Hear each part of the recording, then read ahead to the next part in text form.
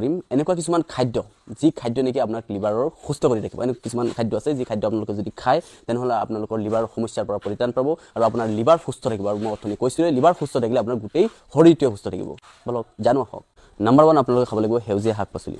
সেউজীয়া শাক-পাচলিত প্ৰচুৰ পৰিমাণে ক্ল'ৰফিল থাকে আৰু ক্ল'ৰফিলে ডিটক্সিফিকেশ্যনত বহুত সহায় কৰে সেইকাৰণে আপুনি সেউজীয়া শাক-পাচলি আপোনালোকৰ মিলত এড কৰিব অন্য এটা উপাদান যি উপাদান আপোনালোকৰ খাদ্যত এড কৰিব লাগিব সেইটো হৈছে নেমু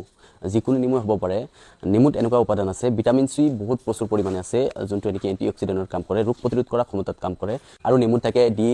লিমনিন উপাদান যিয়ে নেকি আপোনাৰ এনজাইম সক্ৰিয় কৰাত সহায় কৰে তো আপোনালোকে নেমু কেনেকৈ খাব কুহুম গৰম পানীত লুকৱাৰ্ম ৱাটাৰত আপোনালোকে 2-3 চামুচ নেমুৰ ৰস দি কিনে ৰাতিপুৱা এবাৰ ৰাতি এবাৰ তেনেকৈ দিনত দুবাৰ খাব চেষ্টা কৰিব লিভাৰৰ কাৰণে বহুত বেছি ভাল আপোনালোকে আৰু এটা এড কৰিব লাগিব আপেলত পেক্টিন নামৰ এটা উপাদান থাকে যোনটো নেকি আমাৰ টক্সিন মুক্ত কৰে আমাৰ শৰীৰত তথা আমাৰ লিভাৰৰ টক্সিন মুক্ত কৰাত সহায় কৰে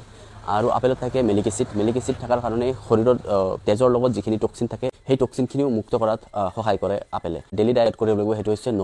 নহৰুত সেলেনিয়াম আৰু এলিচিন নামৰ পদাৰ্থ থাকে যোনটোৱে লিভাৰত জমি থকা টক্সিনখিনি বিষাক্ত পদাৰ্থখিনি ওলাই দিয়াত সহায় কৰে আৰু লিভাৰক সক্ৰিয় কৰি তোলে আপোনাৰ দৈনন্দিন জীৱনৰ কাম কাজবোৰ ভালদৰে কৰিবৰ কাৰণে যদি পাৰে সিজনেল ফুড ৰবাব টেঙা আপোনালোকে খাব চেষ্টা কৰিব কাৰণ ৰবাব টেঙাত সেম এন্টিঅক্সিডেন্ট ভিটামিন চিৰ দৰে উপাদান থাকে যিয়ে নেকি লিভাৰৰ কাৰ্যক্ষমতা বঢ়োৱাত সহায় কৰে আপোনালোকৰ যদি ভিডিঅ'টো ভাল লাগিছে তেনেহ'লে কমেণ্টত জনাব আজিৰ ভিডিঅ' এইখিনিতে মই সমাপ্ত কৰিলোঁ ধন্যবাদ